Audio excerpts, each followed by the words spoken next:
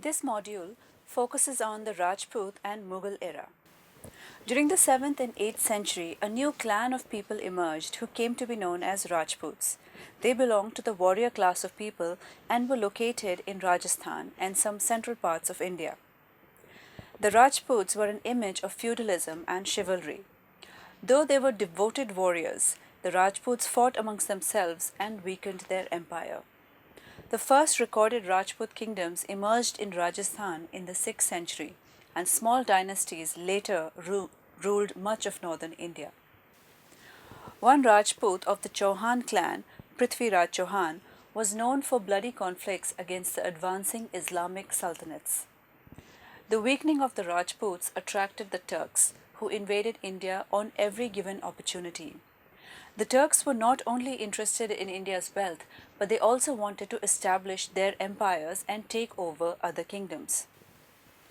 Prithviraj Chauhan was defeated by the Turkish invader Muhammad Ghori. Ghori appointed one of the military slaves, Qutb ud-Din Aibak, as the in-charge. Aibak started a series of new rulers, and thus arose the slave dynasty. Costumes from the Rajput era had a very strong influence from the classical age, which is the Gupta period. Here are some costumes worn by Rajput women. The choli, an upper garment heavily embroidered in the front and tied with strings at the back, also called angiya, chola, cholaka, and kanchuki. Cholaka, a fitted choli-type blouse with an apron front, long sleeves of dark red brocade with white middle tied at the back with strings. Antarya, lehenga style of silk with purple, green and yellow stripes with lozenge patterns in white. The ghagra. At its basic, it is two lengths of fabric stitched together at the selvage to form a tube and tied with a tunnel cord around the waist. It later evolved as more and more panels, flares or gheras were added. The ghagra is a sumptuous garment developed to beautify dancers' twirling movements.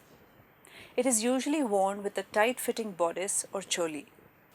The drawstrings at the waist, or izarband, was left to fall at the sides and was finished with decorative tassels, cowrie shells, jhumkas, or meenakari jewelry. The length of the ghagra varied and sometimes accompanied a churidar pajama. Rajput men used a variety of costumes. Some of these were Chogha. This was a calf-length tunic style with a wide, richly embroidered border down the center front opening, hem and edge of long sleeves, probably ruched. Chalana, which were baggy trousers. Moli or ushnisa, which is a turban. In the 12th and 13th centuries, Turkic and Pashtun invaded parts of northern India and established the Delhi Sultanate in the beginning of the 13th century in the former Rajput areas. During the 14th century, the Hindu Vidya-mitra dynasty came into conflict with the Islamic rule, and the clashing of the two systems caused the mingling of the indigenous and foreign culture that left a lasting cultural influence on each other. The Vijayanagar dynasty eventually declined due to the pressure from the first Delhi Sultanates, who had managed to establish themselves in the north, centered around the city of Delhi by the time. In 1526, Babur, a descendant of Timur and Genghis Khan, established the Mughal Empire, which lasted for over 200 years. The Mughal dynasty ruled most of the Indian subcontinent by the 1600s. It went into a slow decline after 1707 and was finally defeated during the revolt of 1857. This period marked a great social change as the Hindu majority were ruled over by the Mughal emperors. Under the rule of Akbar, religious diversity was tolerated. Scholarly pursuits and various art forms were encouraged and promoted. The Mughal emperors married local royalties, allied themselves with local maharajas, and attempted to fuse their cultures with ancient Indian styles, creating unique Indo-Arabic architecture, costume, and various other arts. The men of the Mughal era used a number of different costumes. Let's look at some of the details of men's costume. Dhoti, antarya, nima, a short tunic made of fine material, also called nimtana or nimcha. Jama, it was a lined garment, knee length, fitted at the chest and flares below the waist, worn as an outer garment. Chakdar jama, a variation of a jama with a U-shaped placket and a loop button at the waist, a ceremonial outer garment made of brocade material and often worn over an angarakha or kurta. Abho, a loose kurta-like garment worn as a cloak. Angrakha is a jama variation. Yaktahi jama is a jama without lining. A patka is a girdle or kamarband with very decorative patterns woven or embroidered on its panels, worn usually over a jama by men. Sadri is a sleeveless jacket, waist length, worn over a kurta. Bagalbandi, a sleeveless waist-length jacket with rich brocade and embroidery. Nadri, a sleeveless thigh-length coat worn over kaba. A kaba is an outer vest fastened at the neck and the rest was left open. Pyjama or izar, this means leg clothing, loose pair of drawers tied at waist. Postin is a coat lined with sheepskin. Chaftan, a long coat. The hapnad is a belt or a girdle. Chagoshia is a four-cornered cap. The kauchia is a coat without lining of Indian form with opening on the left side which was changed to open on the right side. The jama was the main garment along with the churidar pajama or ijars. This garment was created in two styles during Akbar's rule in the manner that would be acceptable to Hindus and Muslims. The Hindus fastened the cords of the jama on the left side while the Muslims wore the jama with the opening on the right side. Akbar also introduced new names for certain costume articles. The jama was sarbgati, a covering for the entire body. Ijar, pajama, was yar pirahan, a companion of the coat. Nimtana was tanzeb or a jacket. Burqa, chitragupita or veil. Kulla is sarshobha, which is a cap. Maibaf, which is keshghan, which is a hair ribbon. Shal, param naram or shawl. Patka, katzeb. Pay afzar, charandharan or shoes. The jama is usually referred to as any type of outer garment. It is also called kaba, jama, jame, baga, jamadan, mina, takochia, etc. There is very little visible difference between jama, chogha or an atamsok. All are long crossover robes. The jama is usually referred to as any type of outer garment. It is also called kaba, jama, jame, baga, jamadan, mina, takochia, etc. There is very little visible difference between jama, chogha or an atamsuk. All are long crossover robes. Jama is side-fastening frock coat worn for formal occasions whose distinguishing features are a tight-fitting bodice, a high waist and a flared skirt that reaches at least to the knee. The yaktahi jama was an unlined jama. The original crossover style had a straight skirt in heavy thick fabric. To suit the Indian climate, variations were made. The lightweight cotton was too limp for a straight cut, so slits and kalis were added for a more interesting shape.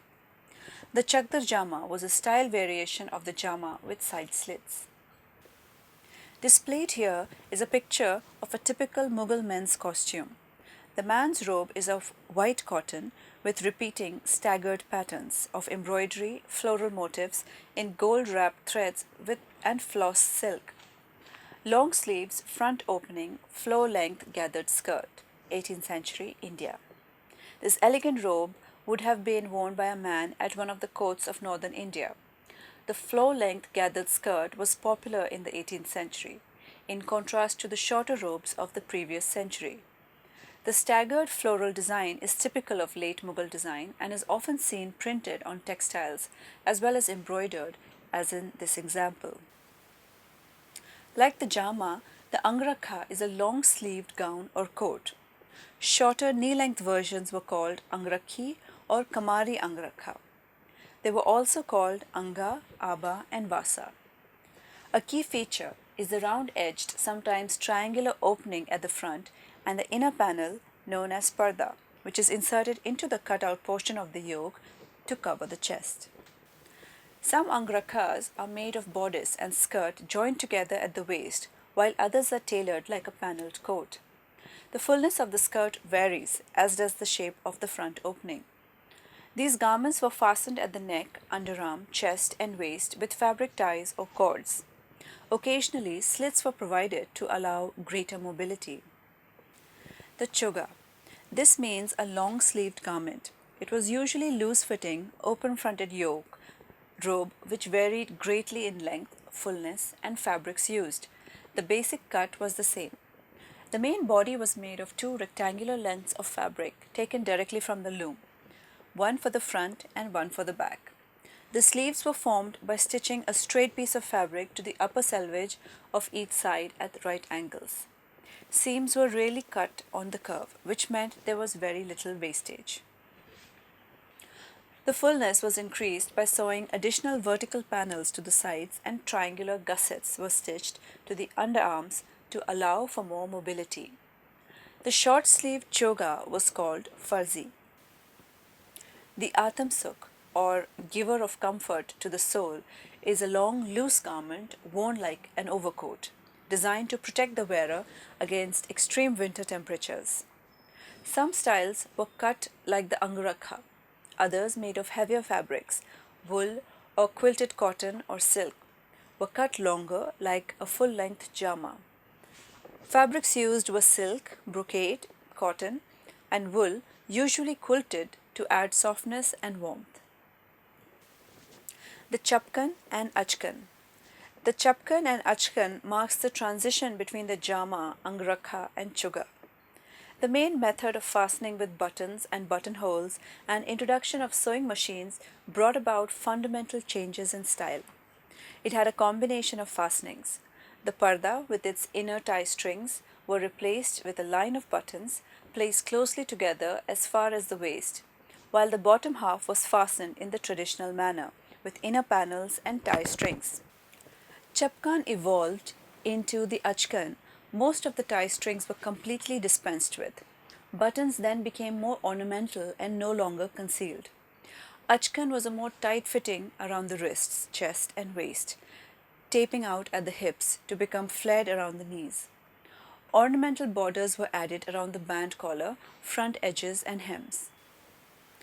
Bagalbandi and Sadri. It means that which ties to the side. It was a shorter version of the Chakdar Jama. Some style variations were called Chaubandi and Labeda. Angrakhi is for a shorter version of Angrakha. Sadri is the name given to a short-sleeved or sleeveless jacket worn over long-sleeved garments. The Pyjama. This was worn by both men and women.